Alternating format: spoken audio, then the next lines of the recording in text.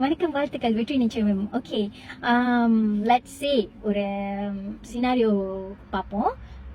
இப்போ let's say ஒரு நாளைக்கு நீங்க வந்து சாப்பாடுக்கு வந்து ஒரு 10 வெள்ளி செலவு பண்றீங்கன்னு வச்சுங்க. 10 வெள்ளினா ஒரு time, that means breakfast, lunch and dinner 3 வேளையும் நீங்க 10 வெள்ளி ஸ்பெண்ட் பண்ணீங்கன்னா தட் மீன்ஸ் 30 ringgit வரும் ஒரு நாளைக்கு, ஒரு ஆளுக்கு. ஓகே, இந்த 30 ringgit 30 டேஸ்க்கு வந்து 900 ringgit வரும். ஓகே, ஒரு மாசத்துக்கு வந்து சாப்பாடுக்கு மட்டும் வந்து 900 ringgit. இஃப் லெட்ஸ் சே ஒரு வருஷத்துக்கு பார்த்தீங்கன்னா 10,800 ringgit நீங்க ஸ்பெண்ட் பண்றீங்க. ஓகே, லெட்ஸ் சே 25 இயர்ஸ்க்கு நம்ம கனெக்ட் பண்ணோம்னா எவ்வளோ வரும்னு நினைக்கிறீங்க? 270,000 வரும் சாப்பாடுக்கு மட்டும். அப்போ 25 வருஷத்துக்கு 270,000 per பர்சனுக்கு வந்து சாப்பாடு செலவுன்னு வச்சுங்க. If let's say husband and wife times 2, so 540,000, $500,000 உங்களுக்கு தேவைப்படுது சாப்பாட்டுக்கு மட்டுங்க.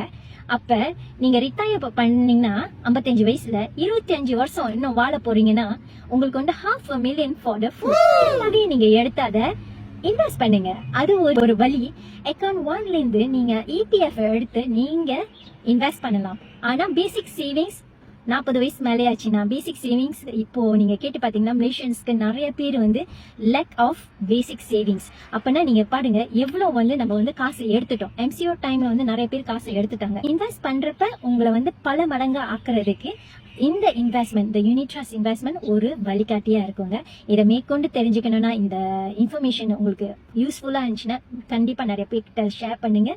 என்னையும் மேற்கொண்டு தொடர்பு கொள்ளுங்க. இந்த ஷேர் அண்ட் பிளானை வந்து நான் உங்களுக்கு வந்து ஷேர் பண்ண முடியும். நன்றி, வணக்கம்.